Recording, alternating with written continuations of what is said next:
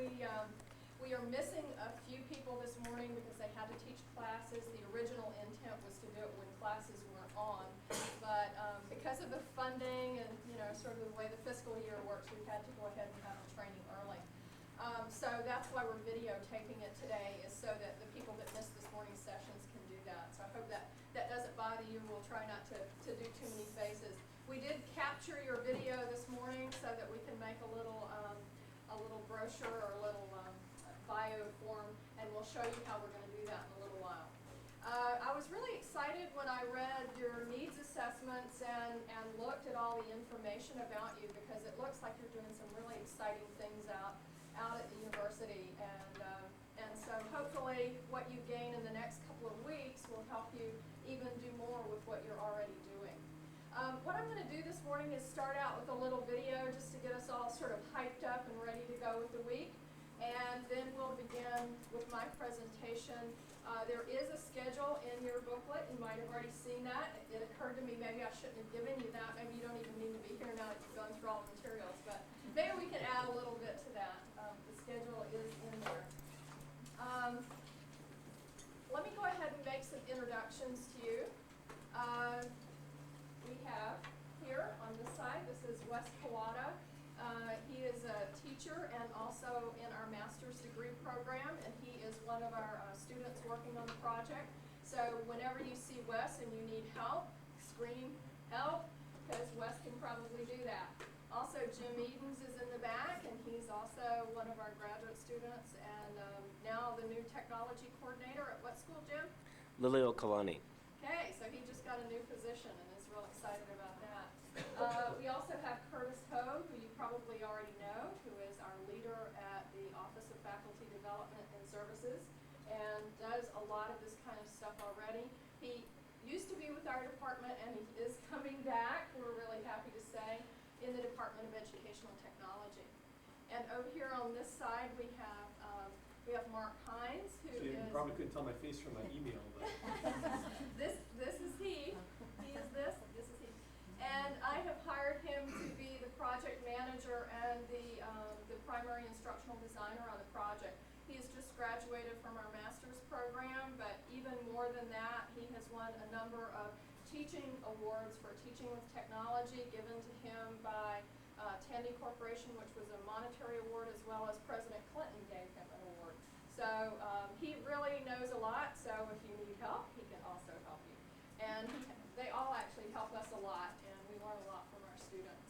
I should introduce myself, and I'm Catherine Fulford, also known as Betsy Fulford, and I thought at least during the presentation I wouldn't wear my name tag, but I will put it on later. I am in the Department of Educational Technology, and my background is in instructional design, so I'll be covering those particular areas today. I was an instructional designer for about 12 years, and it was funny, I filled out that survey myself just to sort of see how I would do it, and I find myself an intermediate technology user. I think the more you know, the more you want to keep going backwards in terms of what you say that you know, because there is so much to know. So some people might think I'm high end, but I don't know, around my students I sometimes feel very low end. All right, so let's go ahead and get started. We'll start with the video and see if we can get a little bit motivated. When I was a child of 9, I collected Buck Rogers comic strips because they were the future. And oh, I could hardly wait every night for the newspaper to arrive. And I'd rush out and smell the newspaper, and it smelled good. You know why? Because the future was in there. But the people in the 4th grade at school made fun of me, and I tore up these strips that I'd been collecting. And a month or so later, I burst into tears and said, "Why am I crying?" I was crying because I'd torn up the picture. I was the co-author of a study that came out last fall that got a lot of attention with the title, "What Do Our 17-Year-Olds Know?" And one of the things that seemed to come out of it was that the things that they know they're not learning at school, they're learning mainly through television and popular culture.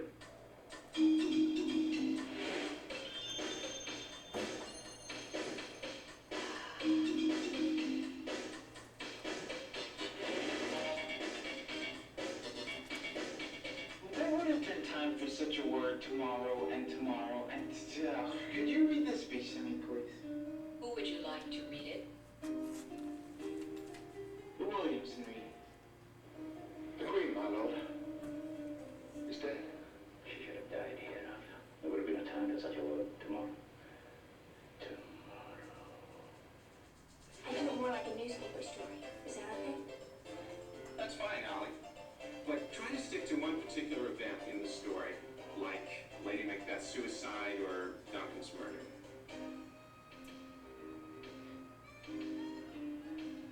This is so stupid. The biggest problem teachers have is motivating students to want to learn. The teacher has that tool to bring the kids to a kind of a fever pitch of wanting to complete a task, wanting to see something accomplished successfully. Then I think that this will become a tremendous resource for the teacher. It won't supplant the teacher.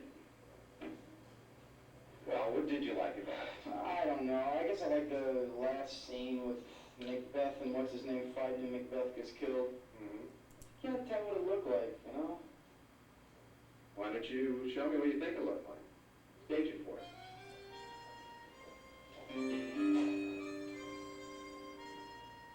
She should have died hereafter.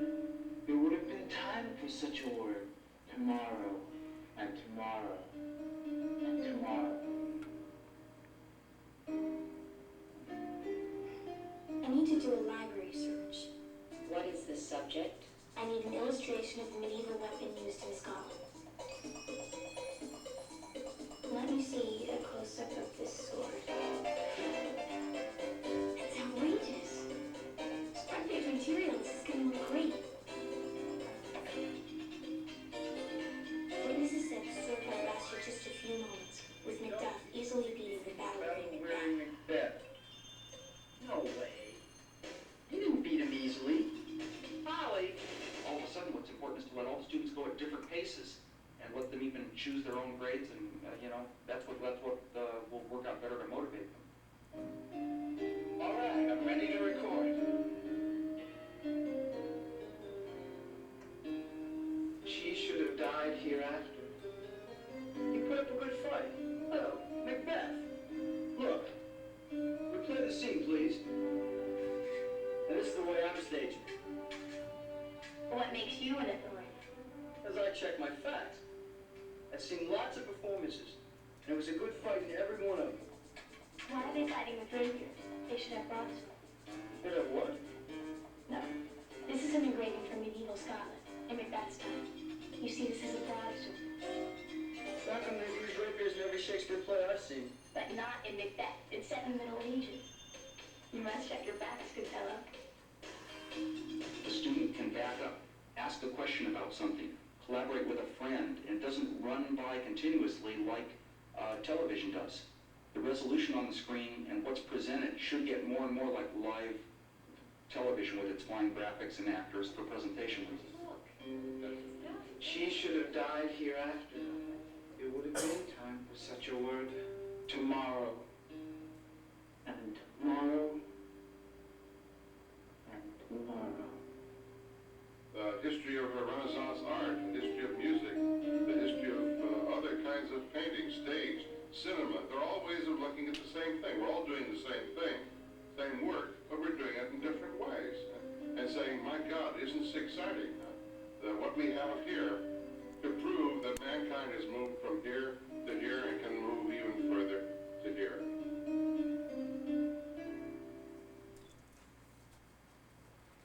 Okay. I realized when I looked at that, because I left off the title, that's called Classroom 2000. So, no, those things aren't quite here yet, but they are well on their way. Oops, I hit the wrong one. So much for logic. If you notice, the chairs are set up sort of in a style like this to allow and encourage interaction. So if you have any questions while we're making the presentations, please ask questions, or if you have comments and want to sort of pitch in, please feel free to do that. What I'm going to do now is I'm going to switch over and go ahead and make my presentation. Now let me just make sure that everybody can see okay. Would you prefer the lights dimmer, or do you like it like this fine with the lights on? This is fine? Okay, good. All right.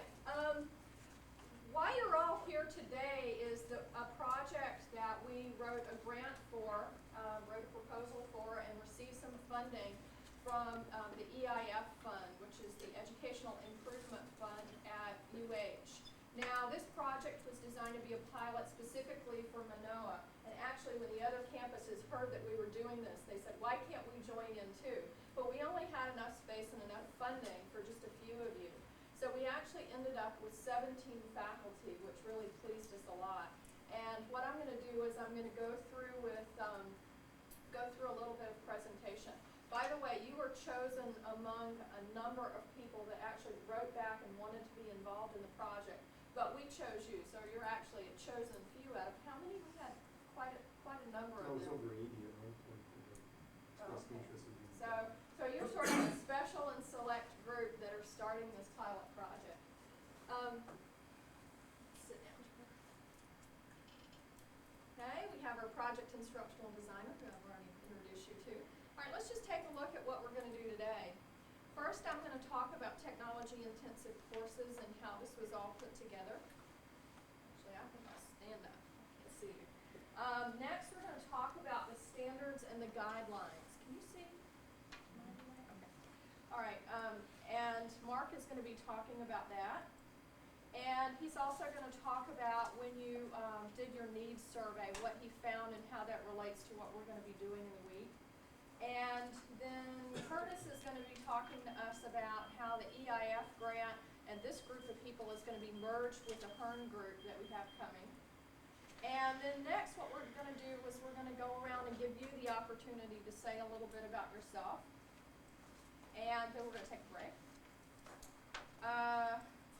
Next, I'm going to cover some issues about educational technology and instructional design. And then we're going to give you an opportunity to think about your courses and maybe some of the things that you might like to do while you're here. And then we're going to have lunch. There is a cafeteria, and I think you did get a map, and from what I understand, it's really pretty good. And a lot of the HERN process will be evolving around that cafeteria, so it'd be a good idea to find that. Then we're going to come back and we're going to work on some technology-intensive course planning. And at that point, we'll introduce our web page to you, and one of the students that worked on that design will arrive this afternoon to show that to you. And then we're going to give you a template and let you start to fill it out and start to think about your courses. And then you're going to do the hands-on and create your course. And then what you're going to do is sort of present what you've got for the day. We don't expect you to be finished, of course, by the end of the day planning your course, but just sort of give us a start and give us an idea of what you're doing and where you're going with that course. Okay, so first I want to start off just talking a little bit about the grant. This was the title of the grant.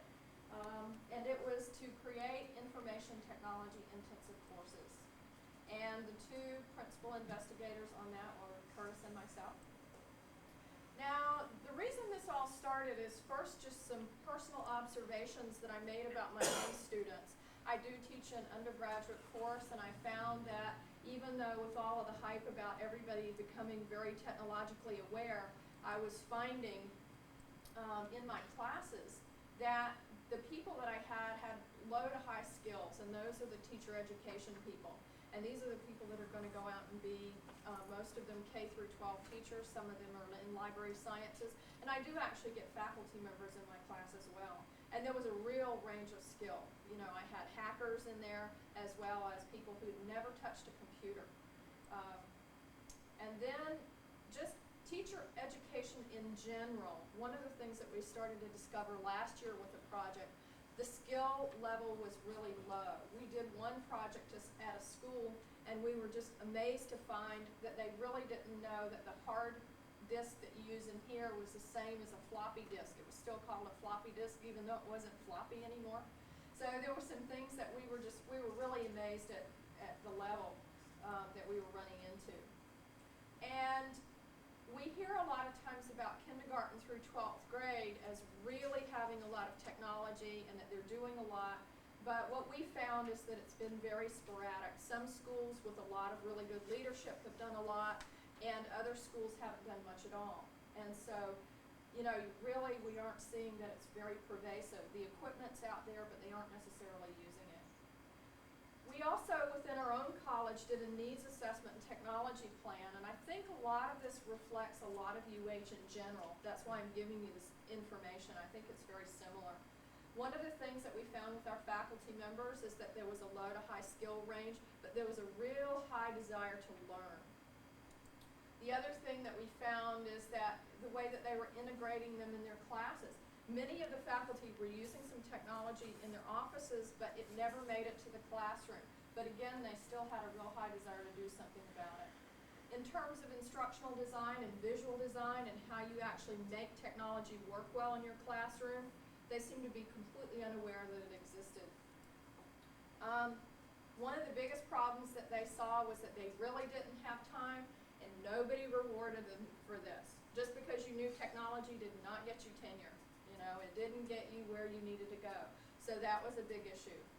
And then the other and probably most important issue was content time in their classes versus process time. If they used technology, did that mean that they had to spend a lot of time teaching their students technology rather than teaching them content? And that is a real struggle for teachers. And so I think that you might find that this reflects what I was finding on your needs assessment survey as well. So this is probably fairly pervasive. Now, the technology intensive concept, we used writing intensive as a model. And sort of where this came up was in a meeting a few years ago. My chairman actually came up with the idea. Somebody asked us about being writing intensive, and we said, shoot, we have to deal with so much technology. It's so much work to haul the equipment and do all this stuff. How in the world will we have time to also be writing intensive? And he said, what we ought to do is make technology intensive courses. And we went, really good idea. You know, the people that do that really ought to be rewarded for that. And that we really ought to be creating some informed users out there amongst the faculty, rather than just having them self-taught and maybe making some errors in it.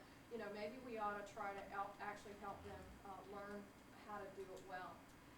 The other thing was that there's a lot of research that shows that integrating technology into a classroom is a lot better than taking a one-time course. So even though students in our college were taking our one course and it wasn't even required, it didn't mean that that one shot in the arm was going to do it. They really needed consistent practice. And there's a lot of research that shows integration will create consistent practice.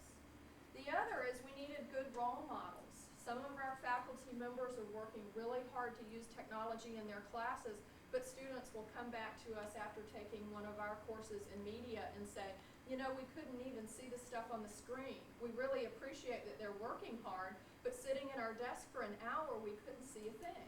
And so really looking at what is a good role model for using technology is an important idea. There we go. And the other thing is that people that go to all this effort and trouble to integrate technology really should be rewarded. We ought to identify those courses in some way and say, look, they're doing something special here. And not only identify them for the faculty and for the university, but identify them for the students so that the students know if they want that kind of course that they can come and take that kind of course. Okay, and then what sort of dovetailed with us doing this, we had thought about doing a grant for the College of Education, and that was sort of where the whole thing began.